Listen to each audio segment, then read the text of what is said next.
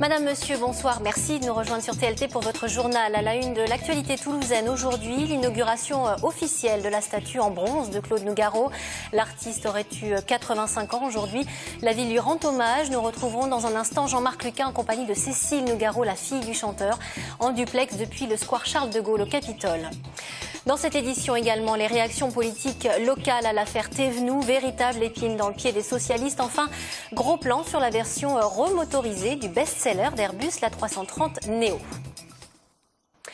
Il aurait eu 85 ans aujourd'hui. Claude Nougaro nous a quittés il y a 10 ans.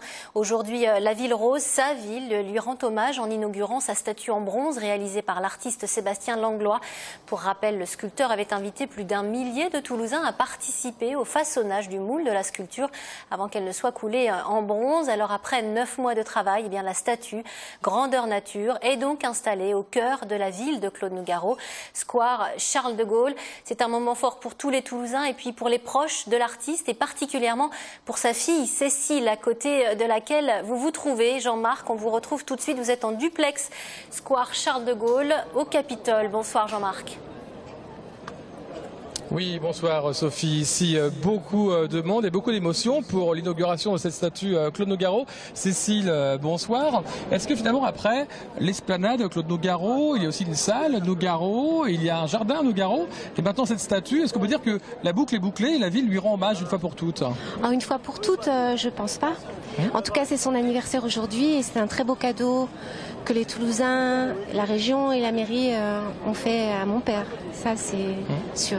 Mais la boucle est bouclée, c'est une boucle qui se boucle. Oui.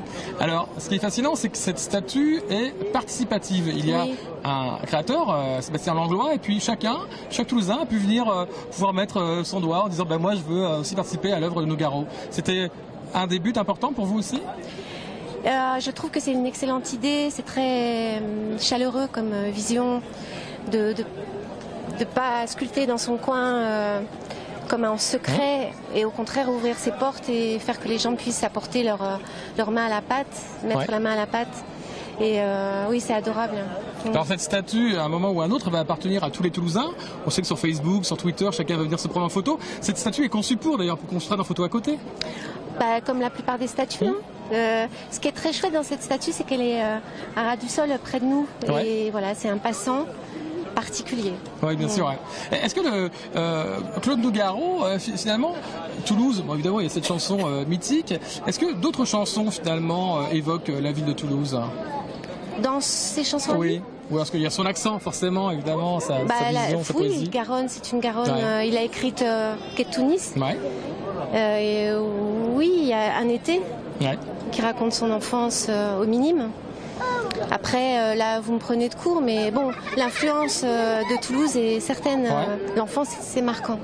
Des enfants rient à côté de nous, c'est très agréable. C'est-à-dire que c'est vivant, justement. Est-ce que le 14 juillet, il y a eu un hommage à Nougaro aussi, puisque la jeune création française, la jeune scène française, est venue interpréter les chansons de Claude Nougaro. C'est important que l'héritage existe encore, justement? De toute façon, c'est comme ça. Enfin, quand on crée, que ça marque les gens, que ça fait partie de leur univers et de leur vie, ça fait partie d'eux et voilà, c'est vivant. Alors, je disais, la boucle est bouclée, c'est pas vrai, il y a aussi un projet de péniche, un musée, il y a même 2 péniches, je crois. Alors en fait, ce qui se passe, c'est que aujourd'hui, c'est comme une espèce de le cycle des commémorations, des célébrations va prendre fin en cette année 2014 et il sera grand temps de parler du projet en temps utile. Oui, d'accord. Voilà, aujourd'hui c'est la fête de la statue, de mon père, de son anniversaire. Donc pas tout mélanger. D'accord, parce que bon, on espère qu'il y aura cette péniche. Au-delà de ça, ce soir à 20h au Mazade, que se passe-t-il là? Je ne sais pas, il faut demander. Il y a des gens qui chantent, il y a des chorales intergénérationnelles, on a pu le voir tout à l'heure. Oui, c'est ça, des gens qui vont chanter des chansons de mon père et au théâtre des Mazades. Ce jour est un jour important, plus que les autres? Les 9 septembre sont marqués sont bien chargés, en émotion, Merci Cécile, nous sommes donc ici square Charles de Gaulle et donc nous sommes dans le lieu. Ça est dans le cœur de Toulouse et enfin nous avons notre statue. Le cœur de Toulouse, exactement. Merci Cécile, Merci à vous Sophie. Merci Jean-Marc, vous étiez accompagné d'Alain Sorat. On ouvre une page politique à présent. Il a fait sa rentrée comme tous les autres parlementaires à Paris aujourd'hui. Thomas Thévenoud, l'éphémère secrétaire d'État au commerce extérieur, écarté après des déboires fiscaux, quitte donc le PS mais s'accroche à son siège de député. Les réactions de la classe politique sont mitigées. On peut dire que c'est une véritable épine dans le pied des socialistes. Je vous propose justement d'écouter Christophe Borgel, un proche de Thomas Thévenoud, ainsi que Gérard Bapt. Ils sont tous deux députés de Haute-Garonne. Ils ont été joints par téléphone par Marlène Canal aujourd'hui. On a une situation qui pour moi est inexcusable et inexplicable, mais qui montre que les règles que nous avons établies il y a maintenant un an, à la fois de transparence et de contrôle de la vie publique, ont fonctionné, puisqu'elles ont permis de révéler très rapidement cette situation et d'en tirer les conséquences avec son départ du gouvernement. Il n'était pas possible qu'il reste au Parti socialiste et au groupe socialiste. Il en a tiré lui-même la conclusion. Après, on n'a aucun moyen de le contraindre à démissionner. Donc on ne va pas lancer une campagne pour la démission. Vous savez, je suis plus préoccupé par les gens qui sont au chômage que par cette situation au plan national. Mais comment est-ce qu'on peut en arriver à des situations pareilles? D'autant qu'il a été imposé d'office, si j'ai bien compris, en 2012. Et qu'à nouveau en 2013, il ne remplit pas sa déclaration d'impôt. J'en suis à me demander s'il n'a pas quelques problèmes de connexion neuronale.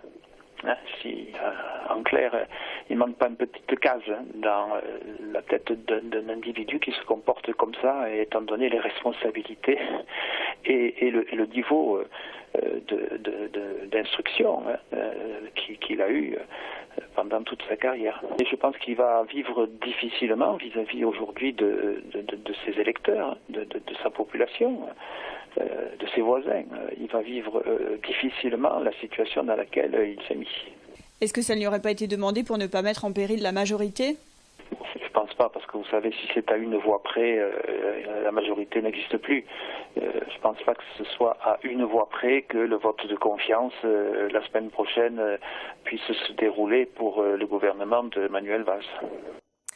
Voilà, Christophe Borgel et Gérard Bapt qui étaient tous deux à Paris à l'Assemblée nationale aujourd'hui. Et Thomas Thévenoud qui a déclaré en fin d'après-midi, je cite, « J'invite ceux qui m'accusent d'enrichissement à publier leur déclaration de patrimoine. » À noter que les députés socialistes frondeurs s'orientent vers une abstention collective lors du vote de confiance au gouvernement Valls la semaine prochaine. Le premier secrétaire du PS, Jean-Christophe Cambadélis, a appelé quant à lui les députés socialistes à la responsabilité politique. Je vous le disais en titre, pour lutter contre l'achat du tabac à l'étranger, le secrétaire d'État en charge du budget limite les importations de tabac en provenance de l'Union européenne. Désormais, la loi autorise l'achat de 4 cartouches de cigarettes au lieu des 10 auparavant, et ce principalement pour lutter contre les marchés parallèles. À Toulouse, les buralistes se réjouissent mais souhaitent que l'on aille plus loin. Jérôme Bolloc.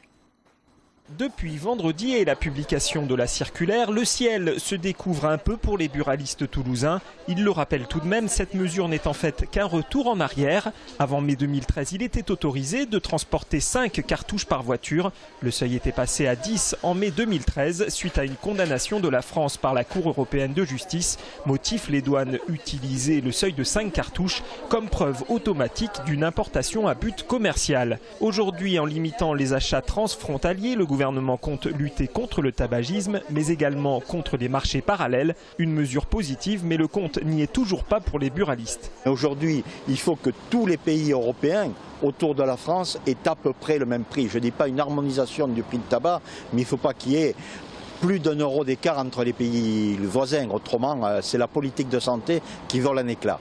En Midi-Pyrénées, quelques 250 douaniers sont affectés à la lutte contre la fraude.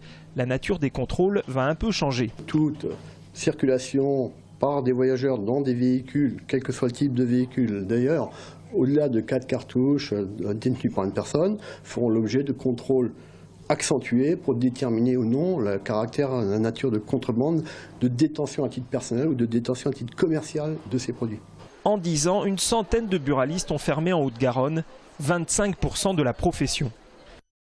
Nous en parlions dans notre édition d'hier. Au lendemain de cette nouvelle attaque mortelle à l'arme blanche dans le centre-ville de Toulouse, le procureur de la République, Michel Vallet, et les services de l'ordre s'inquiètent d'une montée lente et régulière de la violence dans la ville rose.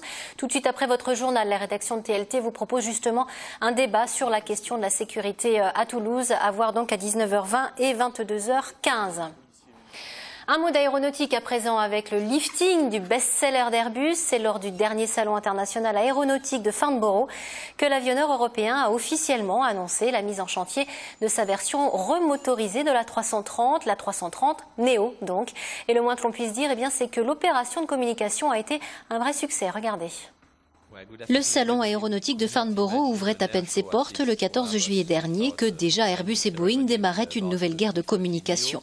Le sujet, le lancement de nouveaux avions, ou plutôt de nouvelles versions d'appareils existants. Ainsi, chez Airbus, on a annoncé la mise en chantier de la version remotorisée dite Neo de la 330, première livraison attendue en 2017.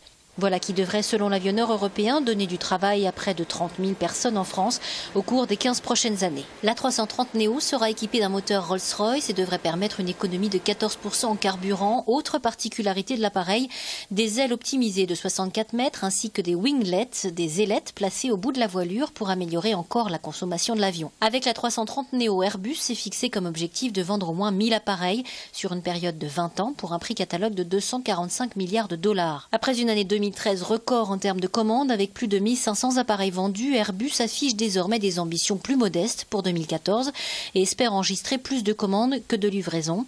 Et on peut dire que c'est plutôt bien parti pour la 330 Neo puisque l'appareil a enregistré fin juillet déjà 121 commandes et intentions, soit 20% de mieux que Boeing lors du lancement de la nouvelle version de son 787. Parmi les premiers clients de la version remotorisée de la 330, AirAsia, la première low-cost asiatique, a signé un contrat pour l'acquisition de 50 appareils.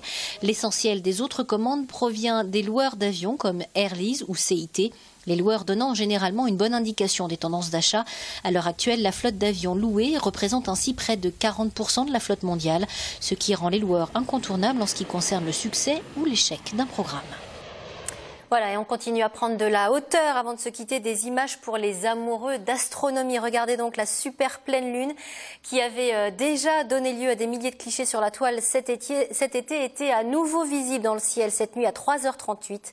La pleine lune particulièrement grosse et lumineuse, vous le voyez, un phénomène qui survient lorsque la lune est à la fois pleine et puis surtout au plus près de la Terre, au plus près, c'est-à-dire 360 000 km environ, c'est son périgée, et au plus loin 405 000 km environ, c'est ce qu'on appelle l'apogée. Il est extrêmement rare que la Lune soit pleine au moment exact où elle est à son périgée. En revanche, les événements peuvent être assez rapprochés l'un de l'autre, et c'était le cas naturellement le 10 août dernier. La coïncidence était presque parfaite, moins d'une demi-heure de décalage. Pour info, toujours pour les amoureux, la prochaine super pleine Lune sera visible en 2015. On a un petit peu de temps devant nous. C'est la fin de cette édition. Merci de nous être fidèles. Excellente soirée sur TLT.